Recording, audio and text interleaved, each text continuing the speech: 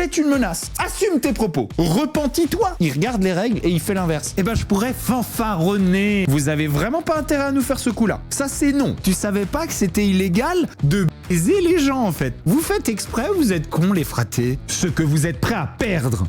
C'est limite, il va nous engueuler. On est sur le plus gros sketch de l'histoire de l'influence. Oh, ce qu'on va se mettre.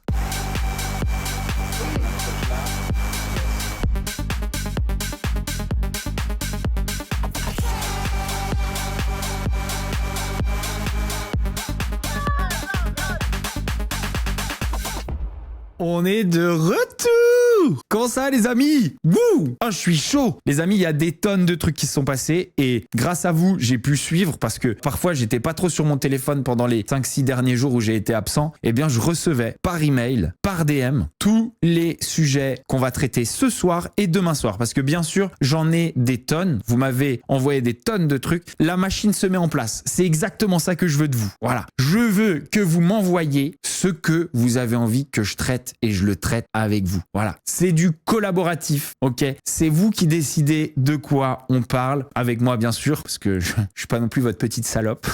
Oula, ça va là? Mais on décide ensemble. On décide ensemble de ce dont on va parler tous les soirs et vous le faites de plus en plus, donc merci à vous. J'ai vu Malek et Maïva, on va en parler. On va parler de Cyril Hanouna, on va parler de Simon et Cassandra. Tout ça, ça se termine par A. On va parler de Lucas. Waouh, mais tout se termine par A. On va parler de Julien Tanti et ça se termine par I. On va parler de Marois. On a des tonnes de sujets à aborder. Alors, on commence avec un truc qui m'a pété le crâne, ok? Ça m'a pété le crâne parce que je l'ai défendu. Ceux qui sont assidus à mes streams, vous vous rappelez lorsque j'ai pris le parti de Abrège Frère, lorsqu'il s'est attaqué, ou au moins qu'il a abrégé, la vidéo de l'ex-copine de Squeezie. J'ai pris un petit peu son parti, j'ai dit que ça exagérait un petit peu, que ça en rajoutait, etc. Je l'ai défendu Abrège Frère, d'accord? Je vais encore une fois vous prouver mon objectivité parce que c'est pas son ex, c'est toujours sa copine. Ah, j'en sais rien.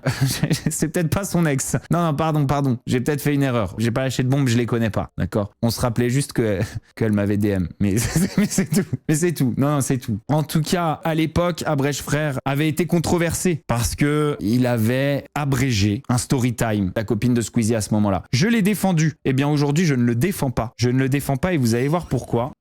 J'apprendrai de vous de faire cette vidéo. Elle est allée dormir pendant une semaine à Paris chez un ami des réseaux qu'elle n'a jamais vu. Il s'est collé à elle tous les soirs. Un soir, il a mis sa main sous son t-shirt. Alors, j'ai été profondément choqué, les amis, par Abrège Frère. Il se permet d'abréger un récit d'agression sexuelle. Là, du coup, c'est extrêmement grave. Ça s'abrège pas. On ne banalise pas ça. Pour moi, ça mérite d'être cancel instantanément. Voilà. Pour moi, il y a même plus de discussion. Je trouve ça affreux. C'est dégueulasse. Il y a quand même du respect à avoir pour une victime d'agression sexuelle. Pour moi, après ça doit sauter. Et en plus de ça, la manière dont il abrège son récit, honnêtement, il fait comme si elle en était coupable. Il fait comme si c'était sa faute. Donc pour moi, ça, il n'y a pas du tout à rigoler. Ce mec mérite de se faire sauter son Insta. Et pour le coup, je ne le soutiendrai plus jamais. Je ne regrette pas de l'avoir défendu à l'époque, puisque pour moi, il n'avait pas de raison d'être enchaîné pour ce qu'il avait fait jusqu'à ce moment-là. Aujourd'hui, pour moi, il a dépassé les bornes et je veux dire que c'est extrêmement grave. Alors, si je pouvais anticiper sur la manière dont il va se défendre, parce que je pense qu'il va se passer quelque chose par rapport à ça, je dirais qu'il va dire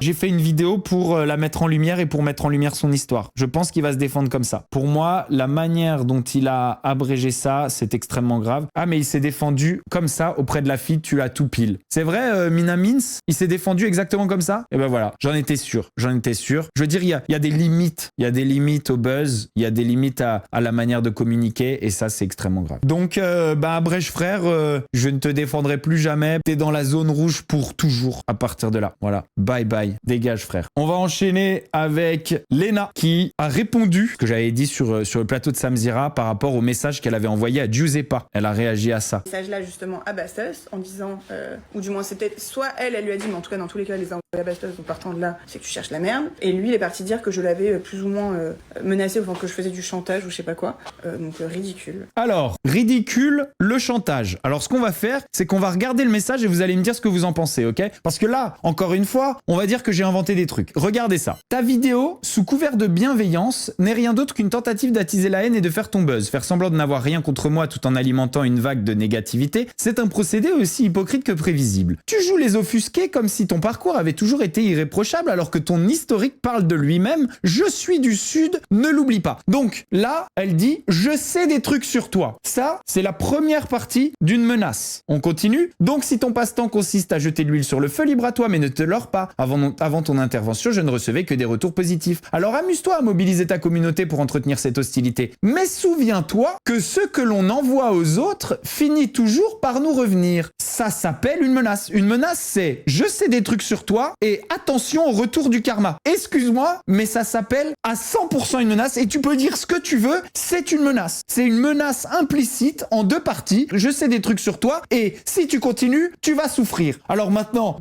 en quoi c'est ridicule? S'il te plaît, assume tes propos. Assume tes propos. Ça s'appelle une manœuvre d'intimidation. C'est une menace. Je ne mens pas, je ne mens jamais et j'en ai marre qu'on m'accuse de mentir. Ça me fatigue. Waouh! Je ne mens jamais. Je ne mens jamais. Ma réputation est en jeu. Je ne mens jamais. C'est même pas mon travail de balancer des doses. Mon travail, c'est de dénoncer une fois de temps en temps des comportements à chier et de me foutre de leur gueule. Je ne mens jamais. Je n'ai encore une fois pas menti et elle est capable de dire alors déjà c'est ridicule, j'ai jamais fait ça.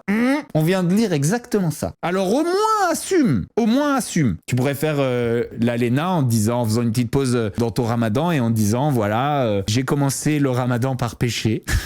J'ai commencé à menacer des gens. Voilà, je commence mon ramadan par le péché, tout d'abord. Voilà, pour se lever du bon pied. J'ai commencé par pécher et par menacer mon prochain. Pour faire l'expérience du péché et puis pour voir un petit peu comment ça se passe dans mon crash test du ramadan pour voir comment ça se passe quand on pêche. Voilà, tout simplement. Mais assume. Et après, repentis-toi. Si tu es si féru, si madame est férue de religion, peut-être devrais-tu commencer par assumer et te repentir. Vu que madame est férue, assume, excuse-toi, présente tes excuses et repentis-toi. Alors, petit clin d'œil marrant. Cyril Hanouna, il a commencé par diffuser son émission sur YouTube, sur un peu toutes les radios, etc. Donc, sa première émission était sur YouTube et elle a été supprimée.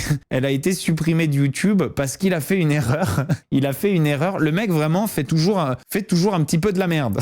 Et elle a été supprimée de YouTube. Elle a été supprimée de YouTube parce qu'il y avait un problème sur la manière de faire de la pub. Publicité illégale, apparemment. Ou qu'il aille, il fout les pieds dans le plat. Et on a l'explication ici. L'émission de TPMP du 3 mars n'est plus disponible sur YouTube en raison de violation des normes d'utilisation de la plateforme. Le mec, en fait, il chie sur toutes les plateformes où il va. C'est ça, en fait. À chaque fois qu'il va sur une plateforme, il regarde les règles et il fait l'inverse. Je veux dire, t'as fait sauter une chaîne entière avec tes conneries et maintenant tu vas sur YouTube où t'as le droit de faire ce que t'as fait sur la chaîne qui t'a fait sauter, mais tu violes d'autres règles. T'es un violeur de règles, en fait.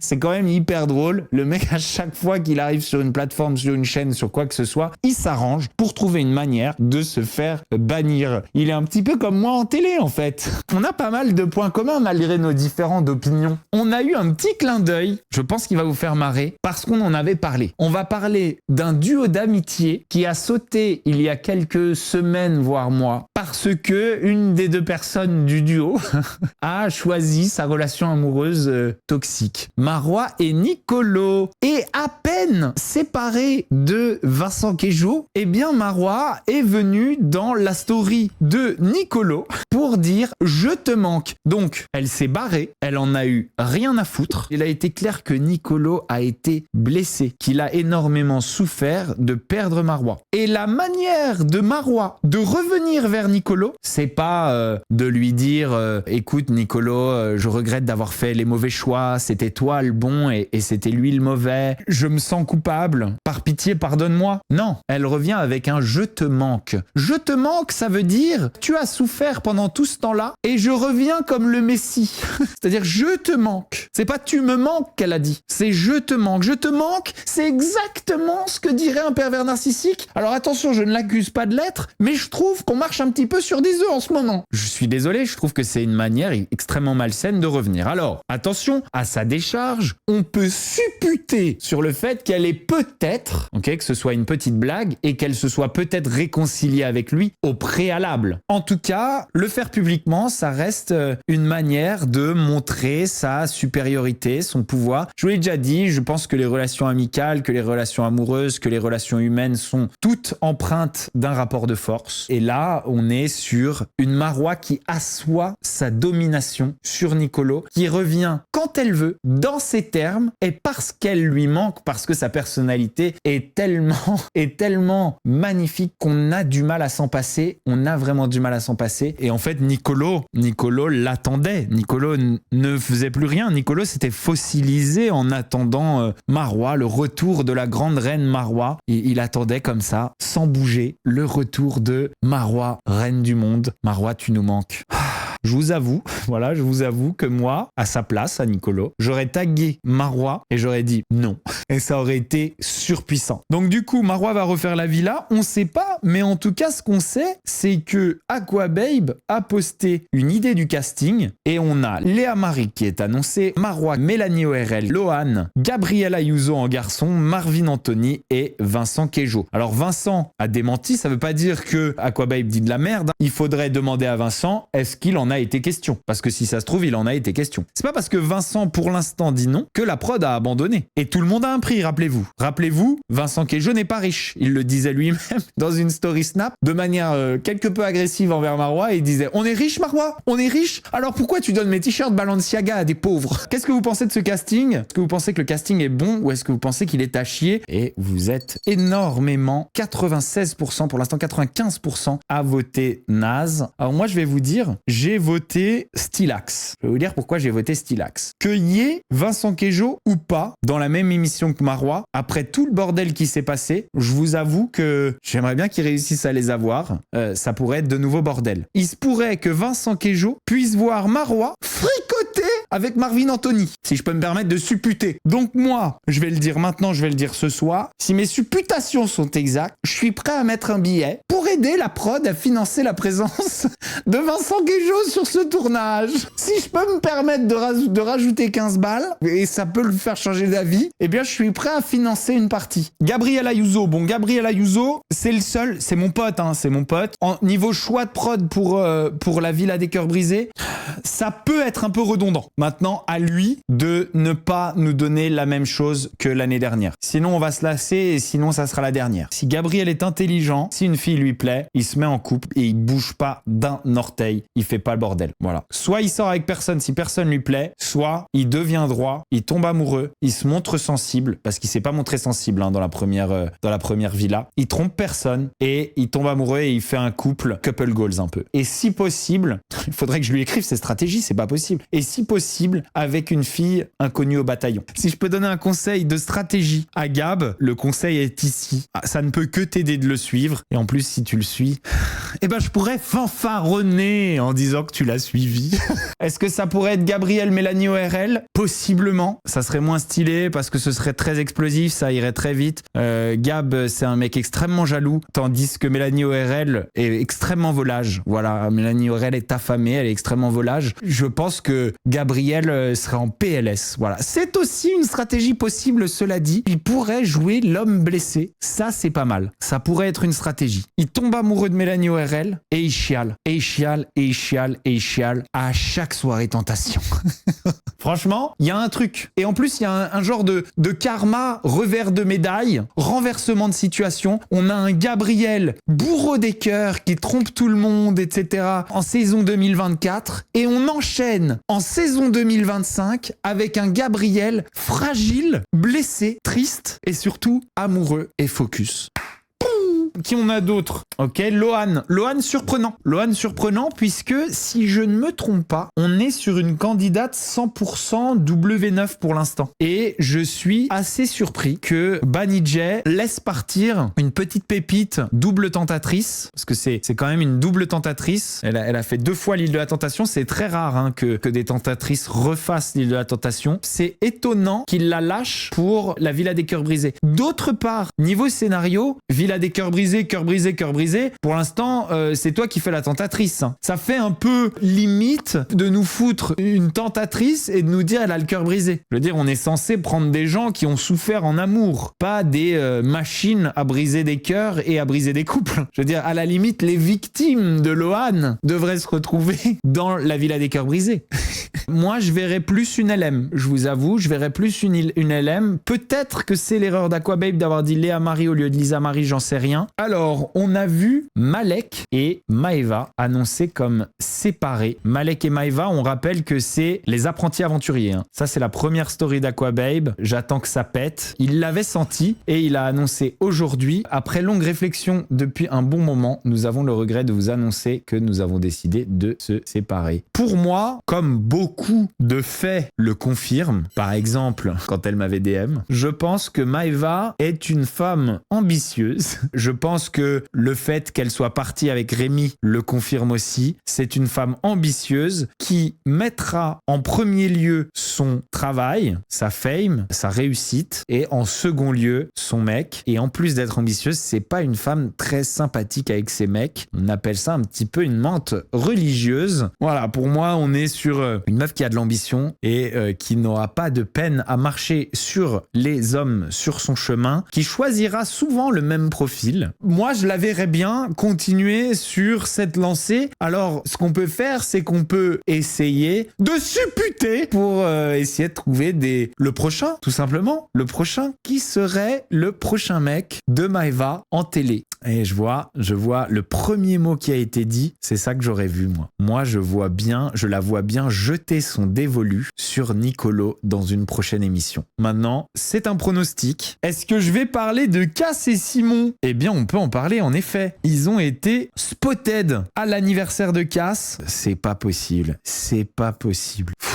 Ils vont pas nous la refaire. Ils vont pas nous remettre le couvert. C'est insupportable. C'est fatigant. C'est pas possible. Et dans 3 semaines, elle va être en train de pleurer et lui, il va avoir des problèmes d'argent et il va partir. Enfin, je veux dire, ça s'arrête quand ? Ça s'arrête quand ? Ils vont pas nous le refaire. En fait, eux, ils sont en train de nous faire la plus grande blague de l'histoire. Vous savez qu'il y a d'autres gens dans le monde. Hein. Vous n'êtes pas obligés de retourner exactement là où vous avez eu mal. Ouvrez vos yeux. Enlevez vos œillères. Explorez le monde. En tout cas, qui nous fasse pas le coup, alors là, qui nous fasse pas le coup, de faire un gosse pour régler leurs problèmes, hein, ou de se marier, qui nous fasse pas ce coup-là. Hein. Alors ça, par contre, on ne l'acceptera pas. On ne l'acceptera pas. Parce qu'on n'a aucune confiance en vous. Dites-le vous bien. On n'a absolument aucune confiance en vous. On n'est pas dupes. On est certain, mais vraiment certain, que ça va encore merder. Vous avez vraiment pas intérêt à nous faire ce coup-là. Ça, c'est non. On vous a déjà expliqué. On vous a déjà expliqué qu'avant de faire un enfant, on prend le temps d'avoir une relation stable. On essaye de lui éviter les traumatismes d'enfance. On ne crie pas, on ne pleure, on ne se sépare pas tous les 2 jours, on ne va pas en bas de chez Bastos en bagnole pour se battre. Tout ça, c'est non quand on a un enfant. Donc, on va vous demander une période préalable avant de vous reproduire de 2 ans de stabilité minimum. Et on n'acceptera pas de grossesse avant ça. Est-ce que c'est bien compris ? Ça, c'est non. Vous m'avez demandé si j'avais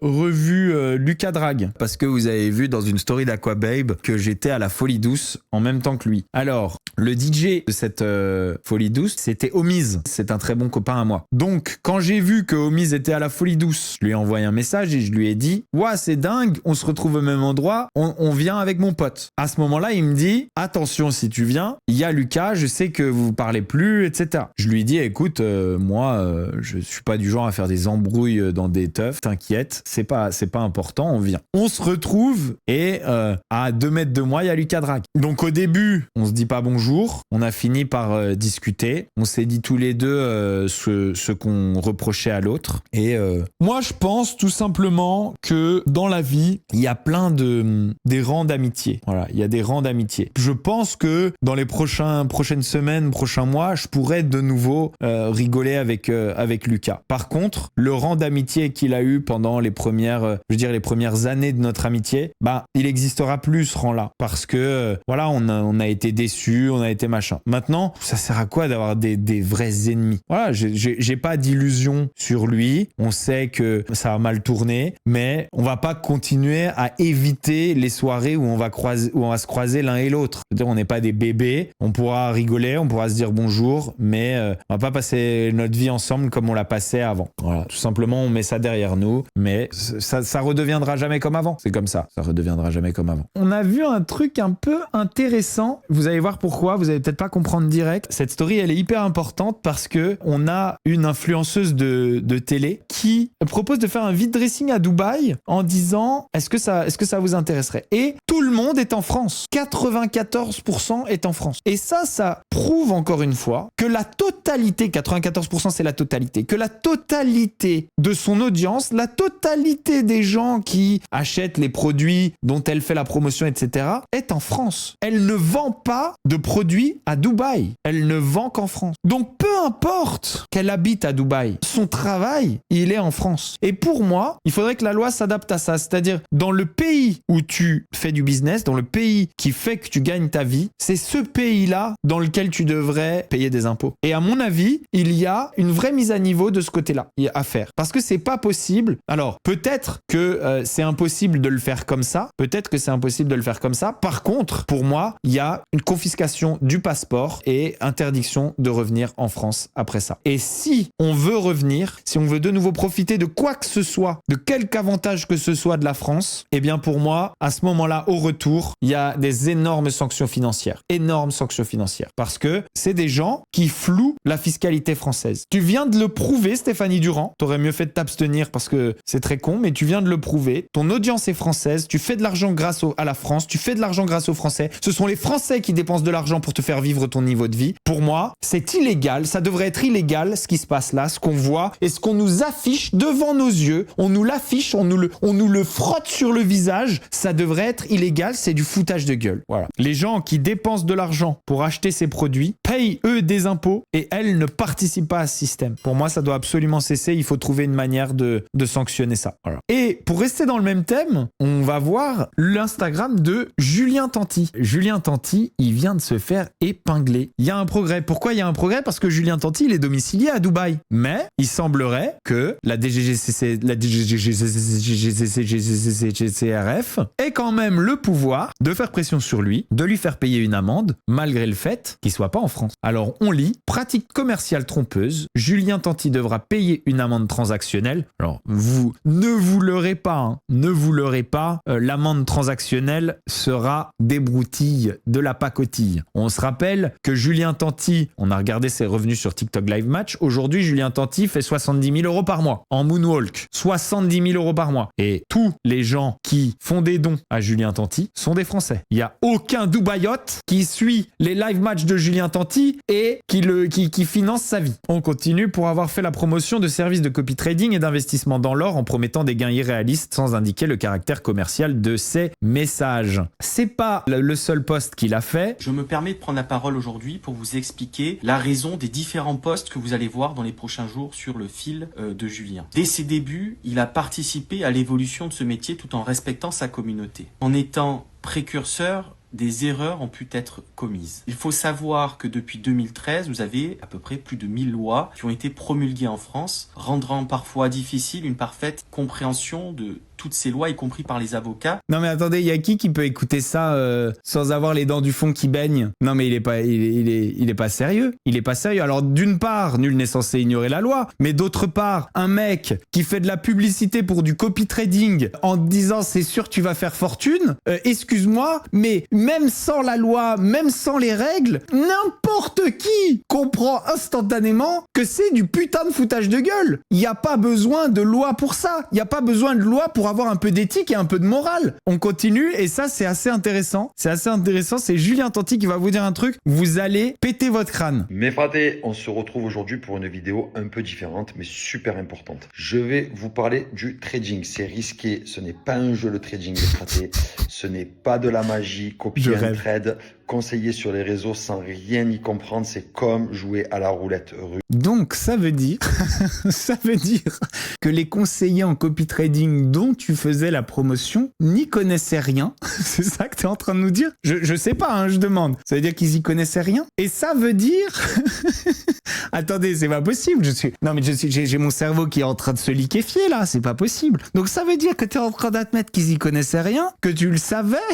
C'est un sketch. Et que c'était une erreur. Vraiment, c'était une erreur parce que tu savais pas que c'était illégal de baiser les gens, en fait. C'est ça que tu es en train de nous dire? Tu savais pas que c'était illégal de baiser les gens, en fait. C'est ça que tu es en train de nous dire. C'est ça qui a marqué sur ton prompteur, garçon? Je veux dire, c'est fou de dire ça. Avec votre argent. Et vous savez quoi? Vous pouvez tout perdre, les fratés. Des promesses d'enrichissement facile et rapide, genre mets 100 €. Jusqu'à présent, tu t'en doutais pas qu'ils pouvaient tout perdre? Tu savais pas d'où venait l'argent que tu gagnais en faisant croire que c'était avec du copy trading? Tu le savais pas, toi? Genre, tu t'en doutais pas? Gagne 1000 €, blablabla. En une semaine, les fratés, méfiez-vous. Ça sent pas bon. Ces trucs-là, c'est souvent des arnaques. Si c'était aussi simple, on serait tous millionnaires. Mais c'est ce que vous avez fait croire, que vous l'étiez millionnaire grâce à ça, alors que vous étiez millionnaire grâce aux gens qui payaient, grâce aux gens qui investissaient. C'est une masterclass, cette vidéo. C'est une masterclass. Oh, en fait, il comprend rien de ce qu'il lit. On lui a écrit un truc, il comprend rien de ce qu'il lit. C'est pas possible. C'est pas possible. Il est en train de dire à tous les gens sur lesquels il a chié et il s'est torché le cul sur leur visage, il est en train de leur dire, c'est n'importe quoi ce que vous faites, hein. Vous croyez vraiment qu'un conseiller qui n'y connaît rien en finance, il va vous faire devenir millionnaire? C'est n'importe quoi ce que vous faites. C'est hyper risqué, hein. Vous savez que vous pouvez tout perdre à faire ça, mais vous êtes complètement... Mais vous n'avez aucune conscience. Je dois vous rappeler que vous avez sûrement des familles. C'est les économies de votre famille que vous foutez là-dedans. Non mais vous êtes pas sérieux. Vous êtes à côté de la plaque, hein. Vous écoutez les conseils de pitres comme moi. Vous avez pas vu que j'étais con comme un balai? Ça vous a pas sauté aux yeux dans les Marseillais que j'avais aucune formation en finance? Vous aviez pas compris? Non mais il est malade lui. Oh là là, le culot du type. Alors les fratés, ne faites pas de bêtises. S'il vous plaît, avant de vous lancer, renseignez-vous bien. Prenez contact avec des vrais professionnels. Je suis mort de rire. Je suis mort de rire. Je suis mort de rire. Faites pas de bêtises les fratés. Soyez pas cons. Soyez pas cons. La prochaine publication, ça va être quoi? Les fratés. Combien de fois je vous ai dit de ne pas me donner d'argent comme ça sur TikTok pour rien? De ne pas dépenser vos économies pour me donner de l'argent pour pouvoir continuer à être millionnaire? Les fratés, combien de fois il va falloir vous le dire en fait? Vous faites exprès, vous êtes cons les fratés. Combien de fois il va falloir vous dire de ne pas dilapider vos économies pour me donner de l'argent? Je ne le mérite pas les fratés. Regardez-moi, je n'en branle pas une. Avec mon air de ne pas y toucher. Les fratés, réveillez-vous, hein? S'agirait de... Hein? Faut être un peu plus vif, là, les fratés. Parce que si ça continue, je vais tout vous prendre, hein. On peut pas vous prendre par la main toute la journée, les fratés. On peut pas vous expliquer toutes les arnaques, hein. Il s'agirait de grandir. Non, mais il est fou, le gars. Vous investissez seulement ce que vous êtes prêt à perdre. Et alors vraiment, quand il le fait avec autorité comme ça, en faisant les gros yeux, ce que vous êtes prêt à perdre, ça me paraît quand même clair. C'est limite, il va nous engueuler. Ce que vous êtes prêt à perdre. Notez bien mes mots. Merde à force. Putain. Faut se responsabiliser, là. Oh, je suis fatigué. C'est souvent des arnaques. Et si c'était aussi... Non, c'est souvent des arnaques. No way. On est sur le plus gros sketch de l'histoire de l'influence. C'est un prank. C'est un prank. Si l'amende, c'est 50 000 €. Vous vous foutez de notre gueule ou quoi? Vous vous foutez de notre gueule? Genre 50 000 €? Moi, je vais vous dire, parce que j'ai connu, à l'époque, je connaissais des gens beaucoup moins célèbres que Julien Tanti, qui avaient un canal Telegram de promotion de copy trading, et je les ai entendus donner les chiffres de ce que ça leur rapportait. On était sur des gens moins célèbres, hein. On était au-dessus de 100 000 € par mois. On parlait de 120 000 € par mois. Et ça pendant plusieurs années. 50 000 €? Mais what? Mais foutez-les sur la paille, putain! Vous faites une amende à 50 000 € pour des gens qui roulent en Lamborghini à Dubaï et qui habitent dans des châteaux. Foutez-les sur la paille. Merde. Il y a des gens qui galèrent en France. On veut emprunter dans l'épargne des Français pour réarmer la France, pour prévenir une attaque de la Russie. Prenez-leur leur thune. C'est le moment de frapper la Talocase. Ça y est, tu l'as épinglé le mec. T'as fait une enquête, ça y est, c'est prouvé. Putain, profites-en. Tu pourras jamais revoir l'argent des impôts qui n'ont pas été payés sur le commerce qui a été fait vis-à-vis vis-à-vis des Français. Putain, profites-en, t'as fait une enquête. Fais-lui payer 1 million, putain. Prends-lui 1 million. Le mec fait 70 000 € par mois sur TikTok. Ouvre les yeux, va sur TikClip, c'est marqué. Il fait 70 000 € par mois sur TikTok. T'inquiète pas pour lui, il va se relever. Alors prends-lui 1 million, merde. Waouh. Moi, je suis dépité si c'est 50 000 balles. Alors, je sais pas si c'est vraiment 50 000 balles. Mais si c'est 50 000 balles, je suis dépité. En fait, c'est presque un message envoyé aux influenceurs de continuer à le faire, quoi. Rien que s'il était resté en France et qu'il avait payé ses impôts sur tout ce qu'il a gagné pendant ces années, il aurait payé 2 millions. Et là, tu lui demandes 50 000 balles. Je suis abasourdi. Je suis abasourdi. Je te l'aurais foutu sur la paille, en fait, définitivement, avec interdiction d'être sur les réseaux sociaux. Voilà, les amis, c'est tout pour cette vidéo. Si vous l'avez kiffé, vous oubliez pas, vous mettez un petit pouce bleu, vous souscrivez à la chaîne, vous activez la petite cloche pour ne louper aucune des vidéos de Bastos TV. À chaque fois qu'il y a une nouvelle vidéo, vous recevez une notif. C'est tout ce qu'on veut. On veut en louper aucune. Je vous fais des gros bisous. Je vous dis à très bientôt. Ciao. Oh, ce qu'on va se mettre. Oh, ce qu'on va se mettre.